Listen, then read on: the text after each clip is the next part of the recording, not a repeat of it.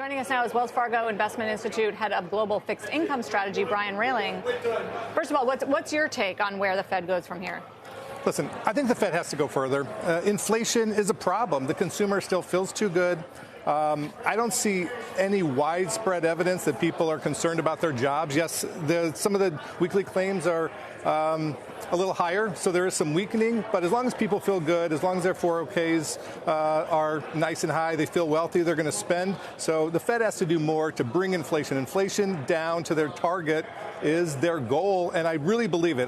This narrative in the market that the Fed's going to be okay with 3% inflation or high twos, I just don't buy it. I think the market's wrong. So you expect more than July hike? So our targets just have the July hike, but I think it is definitely a possibility that there's upside risk to that. Absolutely. Until what? Until the labor market cracks more? I think so, yeah. The consumer is driving this. Every airplane you get on, it's packed. Like I said, people feel good about their jobs. I think the consumer has to crack. I mean, we're a consumer-driven economy. You are seeing weakness in other parts of the economy, but until the consumer feels bad and stops spending, I have a hard time believing inflation is going to come down to the Fed's level. Now, we're going to see a lot of improvement in inflation just because of the base effect. But I think the Fed has to be really careful here. As inflation comes down, does it start to reaccelerate again? You know, that's typically what we've seen in other periods of high inflation. It goes up really fast, it comes down really fast, but then you have to be very careful that the Fed's not back at this a year from now. Has it even been coming down really fast? Do we think that's the case? Yeah, I think so. And I think it's going to come down pretty dramatically over the next couple of months, at least from a headline number. Right. But those core numbers, you know, and getting down to that Fed target, going to be much more difficult. All right, as head of global fixed income strategy, tell our viewers then, when it comes to fixed income, where should they actually be focused? Yeah, well, I mean, the easy place is to hang out in short term, generate some yield. But we've been very aggressive. We were back in October, and we will be again. If we see those long-term rates hit 4.25, lock it in. Because if the Fed does follow through and they hit that 2% mandate where their target is, locking in rates at 4.25 is going to look really good over the long term. So how high do you expect the 10-year to get? We're at 3.74 right now. If you expect more rate hikes. Yeah, it should. I mean, we've seen the curve steepen a little bit here. Past 4%, North I think we could retest the highs again, 4.25. Yeah, I think that's possible.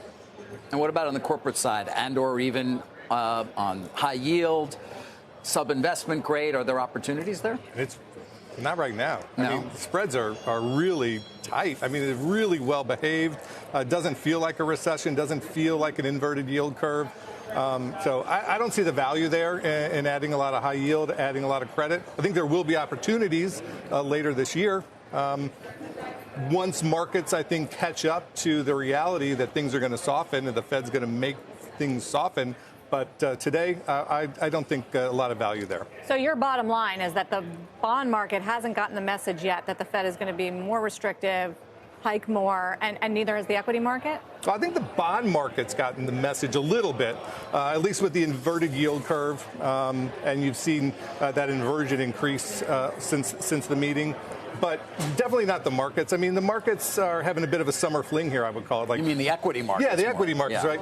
Good news is good news. Bad news is good news. I don't know how you look at that meeting yesterday if you're a risk-on investor and an equity investor and come away doing high fives. But, you know, sure enough, the market doesn't care. It's just every piece of news is good news. Well, I think that one key question that Fed Chair Powell should have been asked was about how he's thinking about AI, because in the short term, what it's doing is it's keeping financial conditions looser than they otherwise would be, right? You're seeing these dramatic increases in stock prices in the NASDAQ. And in the long term, major implications for productivity, deflationary, growth.